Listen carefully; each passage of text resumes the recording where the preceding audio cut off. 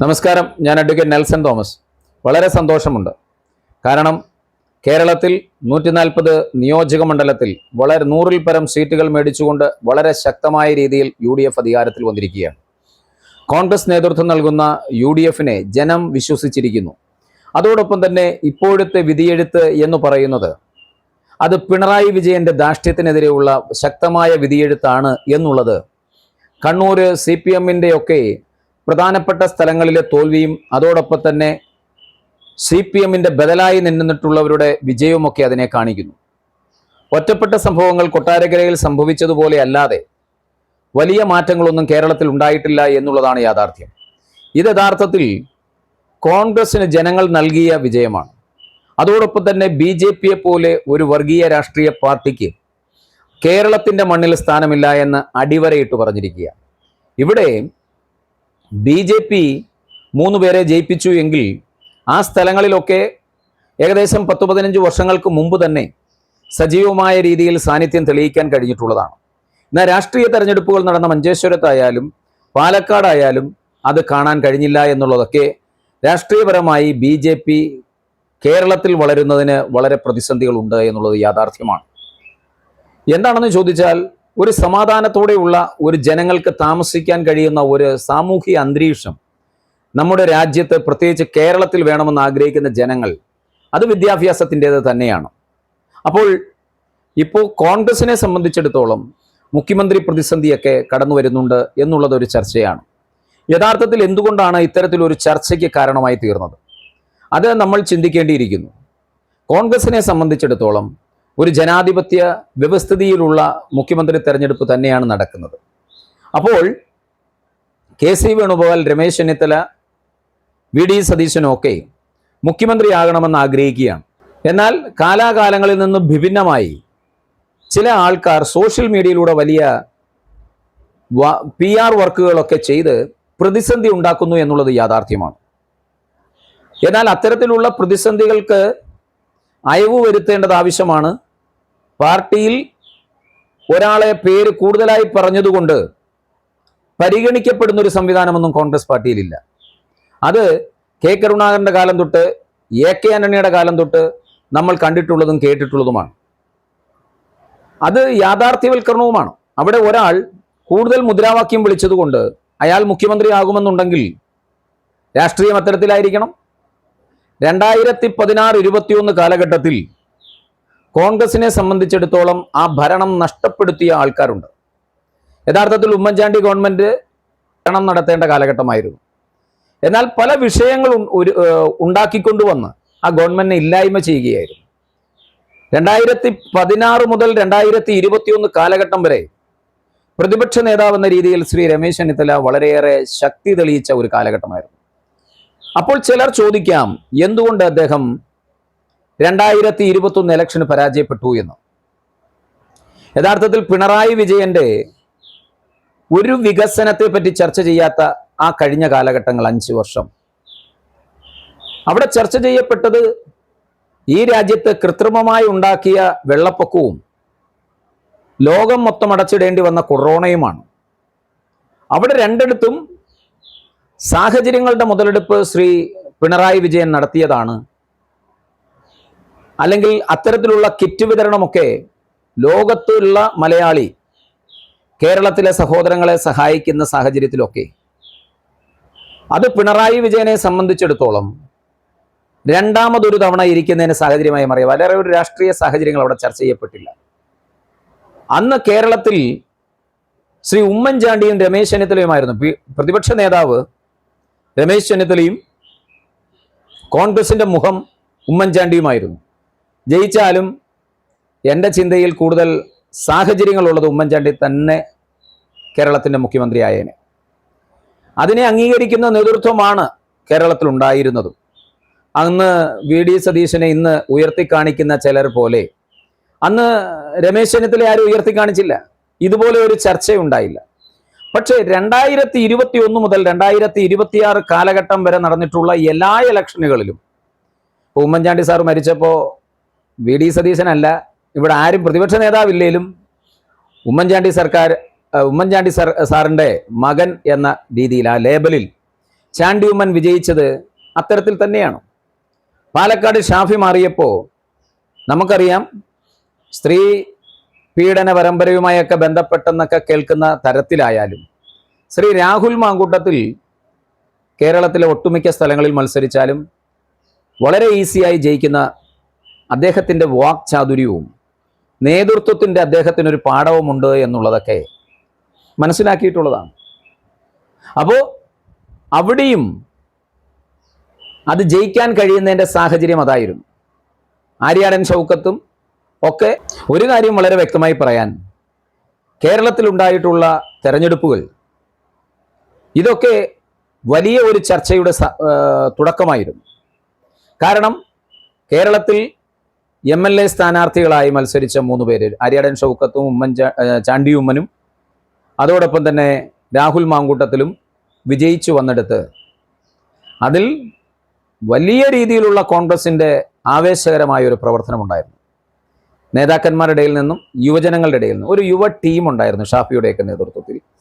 ഷാഫി, ഹൈബി, അവരൊക്കെ, ലിജു, ഒത്തിരി പേരുടെ നേതൃത്വത്തിൽ, PC വിഷ്ണുനാഥ്, ആ ഒരു ടീമിൻ്റെ വിജയമായിരുന്നു അവിടെയൊക്കെ കണ്ടത്. ഒരു ടീം ശക്തമായി വന്നു എന്നുള്ളത് യാഥാർത്ഥ്യമാണ്. പക്ഷേ വിജയത്തിന് ഏറ്റവും പ്രധാനമായി മാറിയത് പിണറായി വിജയൻ്റെ ധാർഷ്ട്യത്തിനെതിരെയുള്ളൊരു OTAണ്. 10 വർഷക്കാലം. പക്ഷേ ഇപ്രാവശ്യം ഉണ്ടായിരുന്ന 2021-26 എന്ന് പറയുന്ന കാലഘട്ടത്തിൽ പിണറായി വിജയൻ വികസനത്തിൻ്റെ പേര് പറഞ്ഞാണ് വോട്ട് പിടിച്ചത്. അദ്ദേഹത്തിന് 2016-21 ഒന്നും ചെയ്യാൻ കഴിഞ്ഞില്ല. 5 മന്ത്രിമാർ വരെ രാജിവെക്കേണ്ട ഒരു സാഹചര്യം ഉണ്ടായി. എന്നാൽ അവിടെ നിന്നുകൊണ്ട് 2021-26 ഒരു പ്രതിപക്ഷ നേതാവിന് വലിയ ജോലികൾ ചെയ്യേണ്ടി വന്നിരുന്നില്ല എന്നുള്ളത് യാഥാർത്ഥ്യമാണ്. എന്ന് പറഞ്ഞുകൊണ്ട് NSSനെയും SNDPയെയും മതസംഘടനകളെയും ഒക്കെ എതിർത്തു പറഞ്ഞതാണ് ഇവിടുത്തെ രാഷ്ട്രീയത്തിൻ്റെ മുതൽക്കൂട്ടായി മാറിയത് എന്ന് പറഞ്ഞാൽ അത് ശരിയാണെന്ന് ഞാൻ വിശ്വസിക്കുന്നില്ല. ഇവിടെ ഒരു മതേതരത്വ കാഴ്ചപ്പാടുള്ള ഒരു രാഷ്ട്രീയ പാർട്ടിയാണ് കോൺഗ്രസ്. ആ മതേതരത്വവും ജനാധിപത്യവും നമ്മളൊക്കെ ഈ പാർട്ടിയിൽ അടിയുറച്ചു നിൽക്കുന്നത് ഈ ജനാധിപത്യത്തിൻ്റെയും മതേതരത്വത്തിൻ്റെയും സോഷ്യലിസത്തിൻ്റെയും അടിസ്ഥാനത്തിലാണ്. ഇതേ സാഹചര്യങ്ങൾ ധാർഷ്ട്യത്തിലേക്ക് പോയപ്പോൾ CPMൻ്റെ കോട്ടകൊട്ടളങ്ങൾ തന്നെ ഇളകി മറിഞ്ഞു. കാരണം പിണറായി വിജയൻ്റെ ധാർഷ്ട്യത്തിനെതിരെ CPMൽ അടിയുറച്ച വ്യക്തമായ വിധിയെഴുത്തുണ്ടായി. അതിൻ്റെതാണ് ഇന്ന് കണ്ണൂർ കാണുന്ന P ജയരാജൻ്റെ പേരിലുള്ള പോസ്റ്ററുകളുമൊക്കെ.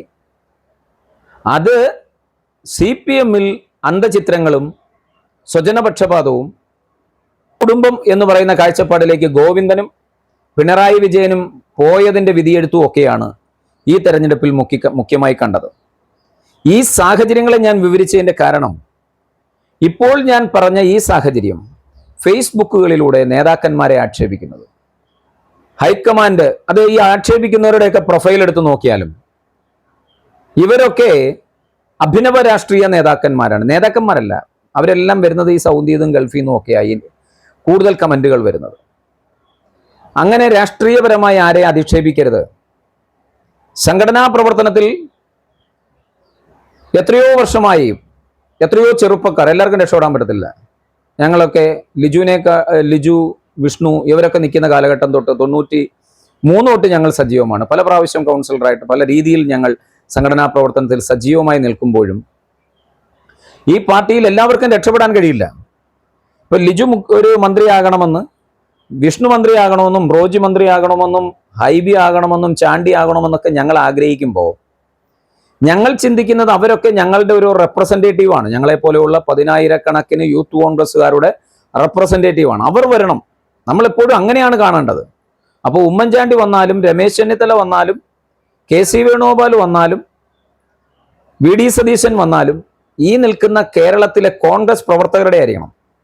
പിണറായി പറഞ്ഞതുപോലെ കടക്കുപുറത്ത് എന്ന് പറയാൻ ഇടവരരുത്. ധാർഷ്ട്യമൊക്കെ നല്ലതാണ്, കോൺഗ്രസിന്റെ ശൈലി അതല്ല. അത്തരത്തിലുള്ള ധാർഷ്ട്യം വെച്ച് പ്രവർത്തിച്ചാൽ നമ്മുടെയൊക്കെ ജീവിതത്തിൽ നമുക്ക് നഷ്ടപ്പെട്ടു പോകുന്ന സാഹചര്യങ്ങൾ, ഈ പാർട്ടി ഇങ്ങനെയാണോ, നമ്മൾ എന്തുകൊണ്ടാണ് ഇടതുപക്ഷ നയങ്ങളെ എതിർക്കുന്നതെന്ന് പറഞ്ഞാൽ ആ ധാർഷ്ട്യത്തിനോടൊപ്പം നിൽക്കാൻ കഴിയുന്നില്ല.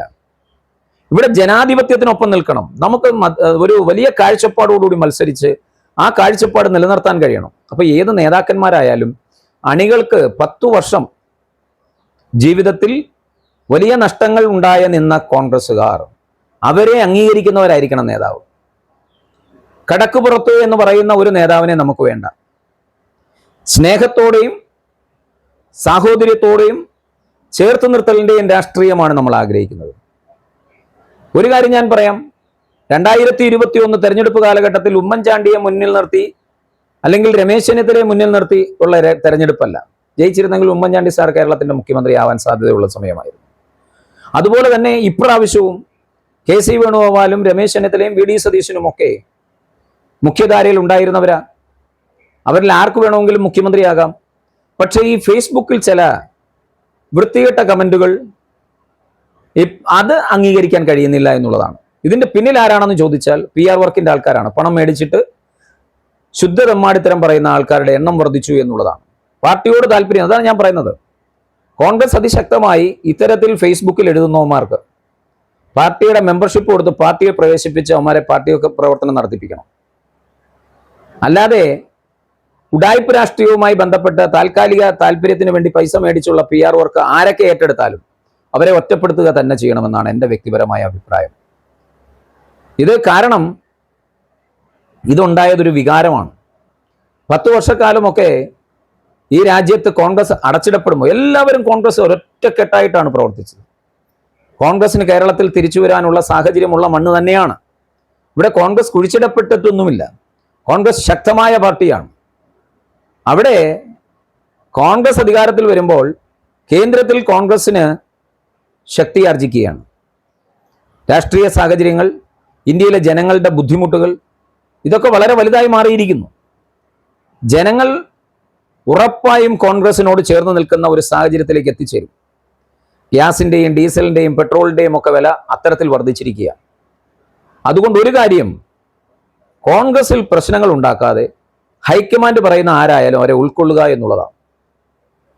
വ്യക്തിപരമായ താല്പര്യങ്ങളുണ്ട്. ഉറപ്പായും രമേശ് ചെന്നിത്തല കേരളത്തിന്റെ മുഖ്യമന്ത്രിയാവണം എന്ന് ആഗ്രഹിക്കുന്ന, വ്യക്തിപരമായി ആഗ്രഹിക്കുന്ന ഞാനാണ്, ഒരു വ്യക്തിയാണ് ഞാൻ. കാരണം ഞാൻ എന്നോട് ഏറ്റവും അടുത്ത് നിൽക്കുന്ന ഒരാളാകണമെന്ന്, യോഗ്യത ഉള്ള ഒരാളാകണമെന്നൊക്കെ ഞാൻ ആഗ്രഹിക്കുന്ന പോലെ മറ്റുള്ളവർക്ക് ആഗ്രഹിക്കാനുള്ള മനസ്സുണ്ട്. പക്ഷെ ഞാനിപ്പം ലൈവ് പറയുമ്പോൾ വി.ഡി. സതീശനെ എതിർത്ത് പറയാൻ പാടില്ല, കെ.സി. വേണുഗോപാലിനെ എതിർത്ത് പറയാൻ പാടില്ല. ഈ പാർട്ടിക്ക് ചട്ടക്കൂടുണ്ട്. ആ ചട്ടക്കൂടിൽ നിന്നുകൊണ്ട് തന്നെ പോകണം. അല്ലാതെ വേറെ ഒരു നെഗറ്റീവ് ആശയം ഉണ്ടാക്കി പാർട്ടിയുടെ അണികളെ വിഷമിപ്പിക്കരുത്. ഈ PR വർക്ക് ചെയ്യുന്നവർക്ക് സംബന്ധിച്ചിടത്തോളം നിങ്ങൾക്ക് എന്തും പറയാം. കാരണം നിങ്ങൾക്ക് നഷ്ടപ്പെടാനില്ല. വോട്ട് ചെയ്തവർ, പട നയിച്ചവർ, പടയൊന്നും ഇവിടെ ആരും നയിച്ചില്ല. പട നയിച്ചത് പിണറായി തന്നെയാണ്. പിണറായി തന്നെയാണ് പ്രശ്നമുണ്ടാക്കിയത്. അതുകൊണ്ടാണ് ഇലക്ഷൻ ഏകപക്ഷീയമായി പോയത്. അത് CPM-മാർ തിരിച്ചറിയുന്നു. കോടിയേരി ബാലകൃഷ്ണന്റെ മകൻ തിരിച്ചറിയപ്പെടുന്നു. അതുകൊണ്ടാണ് അദ്ദേഹം പറഞ്ഞത്, മുഖ്യമന്ത്രിമാർ പിണറായിയെ പോലെ ഇനിയും ഉണ്ടാകാം, പക്ഷേ കോടിയേരിയെ പോലെ ഒരു സെക്രട്ടറി ഉണ്ടാകില്ല എന്നവൻ പറയുമ്പോൾ അതിൻ്റെ അർത്ഥം വ്യക്തമാണ്. എവിടെയാണ് പ്രതിസന്ധി ഉണ്ടായത് എന്നവർ വ്യക്തമായി പറയുന്നു CPM-നോട്. CPM തകർന്നിട്ടില്ല. CPM നഷ്ടപ്പെടരുത്. ഇടതുപക്ഷ രാഷ്ട്രീയം കേരളത്തിൽ നഷ്ടപ്പെടരുത്. അതാവശ്യമാണ്. പക്ഷേ ഭരണത്തിൽ വരുന്നത്, പോരാട്ടങ്ങൾ നടക്കട്ടെ, ഭരണത്തിൽ വരുന്നത് ഭൂരിപക്ഷത്തിന്റെ അടിസ്ഥാനത്തിലാണ്. കോൺഗ്രസ് ഈ 5 വർഷക്കാലം നല്ലവണ്ണം ഭരിക്കുമ്പോൾ അടുത്ത 5 വർഷക്കാലം കിട്ടാൻ കാരണമായി മാറും. അപ്പോഴും പോരാട്ടത്തോടെ ഇടതുപക്ഷം ഉണ്ടാകണം. തീവ്ര വലതുപക്ഷം പാടില്ല, തീവ്ര ഇടതുപക്ഷം പാടില്ല. ഇത് രണ്ടും നാടിനാപത്താണ്. വിദ്യാഭ്യാസത്തിലൂങ്ങി നാടിന്റെ വികസനത്തിന്റെ ഭാഗമായി, വികസനം എന്ന് പറയുന്നത് വ്യക്തിജീവിതത്തിൽ മാറ്റം വരണം. ഒരു റോഡിൽ പേപ്പർ ഇടാതിരിക്കാനുള്ള വിദ്യാഭ്യാസം, തുപ്പാതിരിക്കാനുള്ള വിദ്യാഭ്യാസം, അവിടെ കയറി മൂത്രമൊഴിക്കാതിരിക്കാനുള്ള എല്ലാ സാഹചര്യങ്ങൾ, അത് മനുഷ്യൻ പഠിക്കുന്ന തരത്തിലേക്ക് മാറണം. അതായത് കൃത്യമായ വിദ്യാഭ്യാസത്തിന്റെ അടിസ്ഥാനത്തിലുള്ള സമൂലമായ മാറ്റത്തിലെയാണ് സ്വാഗതം ചെയ്യേണ്ടത്. അല്ലാതെ ഒരു മനുഷ്യന് ഫ്രീ കൊടുത്ത് കേരളത്തിൽ ആളാക്കണ്ട. അവന് സാഹചര്യം ഉണ്ടാക്കി കൊടുക്കണം. അവന് തൊഴിൽ ചെയ്യാനുള്ള സാഹചര്യം ഉണ്ടാക്കി കൊടുക്കണം. അവന്റെ ജീവിതത്തെ ഉയർത്തിക്കൊണ്ടുവരാനുള്ള സാഹചര്യങ്ങൾ ഉണ്ടാക്കി കൊടുക്കണം. ഒരു ബിസിനസ് തുടങ്ങുമ്പോൾ ആ തുടങ്ങുന്നവന് ആ ബിസിനസിന്റെ പ്രോജക്റ്റിന്റെ അടിസ്ഥാനത്തിൽ കൃത്യമായ മോണിറ്ററിങ്ങോടുകൂടി ഒരു 5 ലക്ഷം രൂപ വെച്ച് കൊടുക്കണം. കാരണം ബിസിനസ് വരണം. രാജ്യം കേരളത്തെ സംബന്ധിച്ചിടത്തോളം സിംഗപ്പൂർ പോലെ വളരാൻ പറ്റുന്നതാണ്. കേരളത്തിലെ ദളിതർ വളരണം. അവർക്ക് ആവശ്യമായ വിദ്യാഭ്യാസം ശക്തമായി കൊടുക്കണം. മദ്യപാനത്തിൻ്റെ ഉപയോഗം നിയന്ത്രിക്കണം. അതുപോലെ തന്നെ ലഹരിയുടെ ഉപയോഗം നിയന്ത്രിക്കണം. ഇങ്ങനെയൊക്കെ ഉള്ള രാഷ്ട്രീയപരമായ സമവാക്യങ്ങൾ ഉരുത്തിരിഞ്ഞു വരണം. അതാണ് നമ്മൾ കാണുന്നത്. നേതാക്കന്മാരെ പക്ഷം ചേർന്ന് പിടിക്കലല്ല. എനിക്കിപ്പോ കെ.സി. വേണുഗോപാലും വി.ഡി. സതീശനും രമേശ് ചെന്നിത്തലയും ഒക്കെ കോൺഗ്രസിന്റെ നേതാക്കന്മാരായിട്ടേ കാണാൻ കഴിയും. ഇവിടെ കൃത്യമായ രീതിയിൽ വി.ഡി. സതീശൻ ഇതുവരെ കേരളത്തിൽ ഒരു മന്ത്രി പോലും ആയിട്ടില്ല. അപ്പൊ ചോദിക്കും, തമിഴ്നാട്ടിൽ സംസ്കാരമല്ല കേരളത്തിൽ. നമ്മൾ ഈ പറയുന്ന ഒരു പുസ്തകത്തിൽ നിന്ന് എടുത്തുകൊണ്ട് വന്ന് ഞാനൊരു ഡോക്ടറേറ്റ് ചെയ്യുന്ന ഒരാളാണ്. പാർട്ടിയിൽ എനിക്ക് തോന്നുന്നു ഇപ്പോൾ ഇരിക്കുന്ന മത്സരിച്ച യുവ നേതാക്കന്മാരെക്കാളെല്ലാം എക്സ്പീരിയൻസും രാഷ്ട്രീയപരമായും കേസുകളും അതോടൊപ്പം തന്നെ എല്ലാ കാര്യത്തിലും വീട് ആക്രമിക്കപ്പെട്ട് 2 പ്രാവശ്യം വലിയ പ്രതിസന്ധികൾ അനുഭവിച്ചവരാ, എത്രയോ പ്രതിസന്ധികൾ. പക്ഷെ നമ്മളൊക്കെ നിലവിളിക്കാതെ നിൽക്കുന്നത് നമ്മുടെ സഹപ്രവർത്തകരായി വരുമ്പോൾ അവരവിടെ ഉണ്ട് എന്നുള്ള വിശ്വാസത്തിൽ ആ പാർട്ടിയിൽ പ്രവർത്തിക്കുന്നത്. ആ വിശ്വാസത്തിനാണ് വോട്ട്. ആ വിശ്വാസമാണ് രാഷ്ട്രീയം. ഞങ്ങളെപ്പോലെയുള്ള എത്രയോ ആൾക്കാർ വായിട്ടലയ്ക്കുന്നില്ലല്ലോ. നമ്മൾ പറയുന്നത് വളരെ വ്യക്തമാണ്. വി.ഡി. സതീശനെതിരെ പറയാൻ തയ്യാറല്ല, കെ.സി. വേണുഗോപാലിനെതിരെ പറയാൻ തയ്യാറല്ല, രമേശ് ചെന്നിത്തലയ്ക്കെതിരെ പറയാൻ തയ്യാറല്ല. നിങ്ങളുടെ ഇഷ്ടങ്ങൾ പറയാം. അത് ഒരു പാർട്ടി പ്രവർത്തിക്കുന്ന ഒരാൾക്ക് പറയാനുള്ള അവകാശമുണ്ട്. അത് എന്ന് പറഞ്ഞുകൊണ്ട് PR വർക്ക് ചെയ്യുന്നവൻ്റെ അല്ല, രാഷ്ട്രീയപരമായ പ്രവർത്തനം നടത്തുന്നവന് പറയാൻ പറ്റും. ആ അഭിപ്രായത്തിൽ ദയവായി ഞാൻ പറയുകയാണ്, രമേശ് ചെന്നിത്തലയെ വളരെ മോശമായി ഫേസ്ബുക്കിൽ അപമാനിക്കുന്നവരോട് പറയുകയാണ്, കോൺഗ്രസ് പാർട്ടിക്ക് നേതൃത്വമുണ്ട്. ആ നേതൃത്വത്തെ അംഗീകരിക്കാൻ തയ്യാറാകുക. വഴിയിലിട്ട് അലക്കരുത്. നാളുകൾ നമ്മൾ കണ്ടുമുട്ടേണ്ടവരാണ് എന്ന് മാത്രമേ എനിക്കിതിനകത്ത് പറയാനുള്ളൂ. ആര് മുഖ്യമന്ത്രിയായി വന്നാലും AICC പറഞ്ഞു വരുന്ന ആളെ സ്വീകരിക്കാൻ തയ്യാറായിട്ടുള്ളവരാണ് നമ്മൾ. ഞാൻ രമേശ് ചെന്നിത്തല ഇഷ്ടക്കാരനാണ് എന്ന് പറഞ്ഞതുകൊണ്ട്, അദ്ദേഹത്തോട് സ്നേഹമുണ്ട് എന്ന് പറഞ്ഞതുകൊണ്ട് നാളെ എന്നോടൊരാൾക്ക് വൈരാഗ്യം തോന്നണ്ട. കാരണം ഏത് പാതകളിലും നിങ്ങളൊരു കോൺഗ്രസ്സുകാരനാണ് എന്ന വാക്കുകൊണ്ട്, ഒറ്റ വാക്കുകൊണ്ട് നിങ്ങളോടൊപ്പം ചേർന്ന് നിൽക്കാനുള്ള കരുത്തുള്ളവരാണ് ഞങ്ങൾ. ഉറപ്പായും നിങ്ങളോടൊപ്പമാണ്, കോൺഗ്രസ് പ്രവർത്തകരോടൊപ്പമാണ്. ഒരു വാക്കുപോലും വേണ്ട. നിങ്ങൾ പിടിക്കുന്ന കൊടിയുടെ ആ വികാരത്തിൻ്റെ അടിസ്ഥാനത്തിൽ നിങ്ങളുടെ ആവശ്യങ്ങൾക്കൊപ്പം നിൽക്കും. അത് ഒരു സന്ധി ചേരുന്ന ഇടപാടുകളല്ല. കൃത്യമായ രീതിയിൽ പാർട്ടി പ്രവർത്തകനോടൊപ്പം തന്നെയാണ് ഞങ്ങളുടെ എല്ലാം വികാരം. അത് മനസ്സിലാക്കാൻ ശ്രമിക്കുക. അതനുസരിച്ചുള്ള പ്രവർത്തനവുമായി മുന്നോട്ട് പോവുക.